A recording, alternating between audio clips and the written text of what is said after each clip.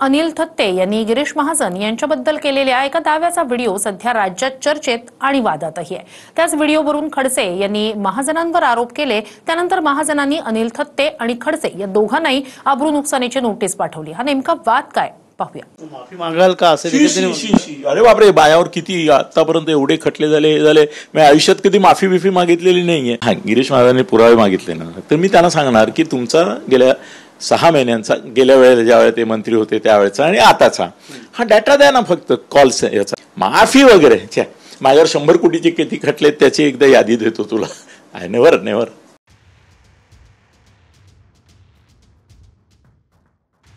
भाजपचे मंत्री गिरीश महाजनांनी एकनाथ खडसेंसह पत्रकार अनिल थत्तेंना अब्रू नुकसानीची नोटीस पाठवली आहे। एका IAS महिलेशी संबंध जोडल्याच्या आरोपातनं महाजनांनी हे पाऊल उचललंय।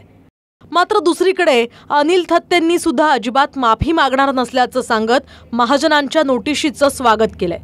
याशिवाय आपण केलेल्या दाव्यांच्या पुराव्यानिशी महाजनांना कोर्टात भेटू असंही त्यांनी उत्तर दिलंय। खडसे आणि महाजनांमधले आरोप प्रत्यारोप तर अनेक काळापासून सुरू आहेत। मात्र यात पत्रकार अनिल थत्तेंचा संबंध कसा आला यासाठी पार्श्वभूमी समजून घेऊया। काही दिवसांपूर्वी अनिल गगनभेदी थत्ते या YouTube चॅनलवर थत्तेंनी गिरीश महाजनांच्या रंगल्या रात्री अशा आणि सुधीर मुनगंटीवारांचे मॉरिशस कनेक्शन, दमानियापेक्षा भारी गौप्यस्फोट या शीर्षकानं एक व्हिडिओ पोस्ट केला। या व्हिडिओत थत्तेंनी जो दावा केलाय तो विधानसभा निवडणुकांनंतरच्या मंत्री वाटपाआधी काय घडलं याबद्दलचा आहे। कुणाकुणाचं मंत्रीपद पक्क होतंय याबद्दल काही भाजप नेते दिल्लीमध्ये शहांकडे गेले होते आणि त्यावेळी शहांनी गिरीश महाजनांना काय म्हटलं याबद्दल थत्तेंनी काय दावा केलाय तोही बघा। गौप्यस्फोट, गिरीश महाजन कोण? गिरीश महाजन, त्याच्याबाबत अमित शहांनी त्यांना वापरलेला शब्द Girish Mahajan, here I am, benefit of doubt तुम्हाला मी देतो आणि तुम्ही मंत्रिमंडळात असाल, पण काही गोष्टींचा खुलासा तुम्ही जर प्रामाणिकपणे प्रांजळपणे माझ्यापाशी केलात तर चांगलं होईल। याचं कारण माझ्याकडे सगळेच डिटेल्स आहेत। गिरीश महाजनी भांबावले। ते म्हणाले काय की एका महिला सेक्रेटरी, सचिव, IAS असलेल्या महिलेला तुम्ही गेल्या काही काळामध्ये रात्री 1 नंतर किती फोन केलेत? गिरीश महाजन हबकले। ते म्हणाले मी सगळ्यांनाच फोन करतो। त्याच्यावर अमित शहा थोडेसे उद्विग्न झाले। ते म्हणाले त्यांनी नाव घेतलं त्या महिलेचं, ते मला ज्येष्ठ श्रेष्ठ वरिष्ठ अशा माझ्या सोर्सेस कडून मलाही कळलेलं आहे। तर अमित शहाने त्यांना विचारलं की 100हून जास्त वेळा तुमच्या नंबरवरून तुम्ही महिला IAS अधिकाऱ्याला फोन केलात, 100 वेळा फोन करावे एखाद्या महिलेला, असं काय तुमच्याकडे काम, तुमचं काय काम आणलं होतं? तुम्ही खुलासा करू शकाल? गिरीश महाजन गप्प झाले। ते म्हणाले की असं काही नाही, मी काय असं मोजले नाही किती वेळा केले, काम असेल त्या वेळेला केले असतील। ते म्हणाले, गिरीश महाजन म्हणाले, गिरीश जी उस महिला ने हमारे पास कोई कंप्लेंट नहीं की है कि 1 बजे के बाद इन्होंने 100 बार फोन किए हैं, मगर तुम्हारे कॉल रिकॉर्ड में दर्ज है कि उस महिला IAS ऑफिसर को आपने 100 से ज्यादा बार और वो भी 1 बजे के बाद फोन किया है। हम बेनिफिट ऑफ डाउट आपको दे रहे हैं और मंत्रिमंडल में ले रहे हैं, मगर सावधान हो जाइए, अगर उस महिला की आज कंप्लेंट होती हमारे पास तो आपका मंत्रिमंडल में समावेश नहीं होता। हम थत्तेंच्या याच व्हिडिओचा दाखला देत नंतर खडसेंनी सुद्धा महाजनांवर टीका केल्यानं महाजन आणि खडसेंमध्ये गेल्या आठवड्यात इशारे प्रति इशारे रंगले होते। गगनभेदीचे पत्रकार अनिल थत्ते यांनी या ठिकाणी आपली एक क्लिप प्रकाशित केली आणि त्यामध्ये असं म्हटलेलं आहे की गिरीश महाजनांच्या रंगल्या रात्री अशा।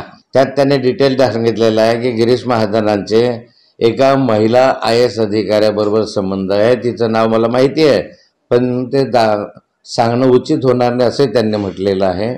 आणि त्यांनी हे सांगितलेलं आहे की अमित शहांकडे ज्यावेळेस मंत्रिमंडळाच्या विस्तारासाठी व्यवस्था झाली त्यावेळेस अमित शहांनी गिरीश महाजनांना बोलवून घेतलं होतं आणि त्यांना सांगितलं की या महिला IAS अधिकाऱ्याशी तुझे संबंध आहे, याने सांगितलं होतं की नाही माझ्या अनेकांचे संबंध आहे, कामानिमित्त मी बोलतो वगैरे वगैरे.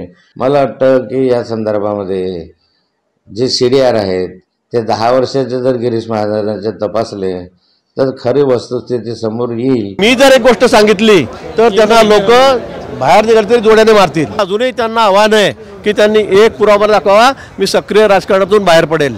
मी कधी तोंड दाखवणार नाही कोणाला. अरे लोकांना दाखव ना म्हणा, लोकांना दाखव ना. बडबड काय करतो फालतू?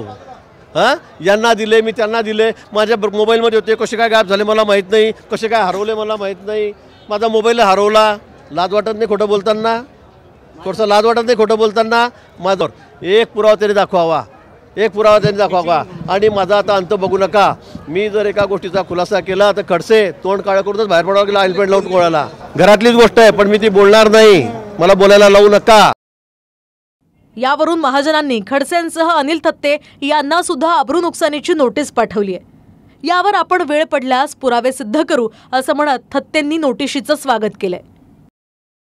मी त्यांचे महिलांशी असे संबंध आहेत, अमुक आहेत वगैरे, हे मी नाही बोललेलो, हे खडसे बोललेले आहेत. हां, पण मी हे सांगितलंय की 100पेक्षा अधिक वेळा कसं काय फोन केलात तुम्ही एका महिला IAS अधिकाऱ्याला, असं अमित शहाने विचारलं.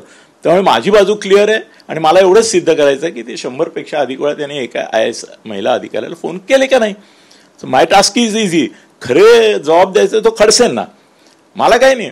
मी तेवढं सिद्ध केलं की मी सुटलो. माफी मागाल का असं? अरे बापरे, बायावर किती आतापर्यंत एवढे खटले झाले, हे झाले. मी आयुष्यात कधी माफी बिफी मागितलेली नाहीये. माफी वगैरे माझ्यावर 100 कोटीचे किती खटले त्याची एकदा यादी देतो तुला. Never never. पुरावे मागितलेत काय? पुरावे मागितले की मी त्यांना, हां, गिरीश महाजनांनी पुरावे मागितले ना, तर मी त्यांना सांगणार की तुमचा गेल्या 6 महिन्यांचा, गेल्या वेळेला ज्यावेळेला ते मंत्री होते त्यावेळेचा आणि आताचा हा डाटा द्या ना, फक्त कॉल्स, याचा कॉल रेकॉर्ड द्या फक्त, बाकी काहीच नको आहे आम्हाला.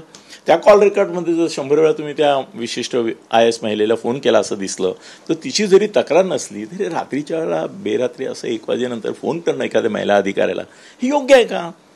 तुम्हाला योग्य वाटत असेल तर आय नो नथिंग टू से. त्याला लढायचं तर चौफेर लढायचं ना, सरळ केलंय मी, त्याला काही प्रॉब्लेम नाही. पण मी तुम्हाला सांगतो की एका मुद्द्यावर मी विजयी होईन आणि तो मुद्दा म्हणजे कॉल रेकॉर्ड. पुरावे मला वाटतं ते मानतात, कॉल रेकॉर्ड मानतात, कारण आपण बऱ्याच वेळा बघितलंय. आणि माझे वकील जे आहेत तगडे आहेत, त्यांनी याचा सगळ्याचा गेल्या 4 दिवसात अभ्यास करून ठेवलेला आहे. त्यामुळे त्यांची नोटीस येणार आहे माहितीच होतं ना, मला बोलतानाच माहिती होतं की याची नोटीस येणार आहे. त्यामुळे नोटिसीला उत्तर त्यांच्या काय द्यायचं ते सगळं तयारच होतं.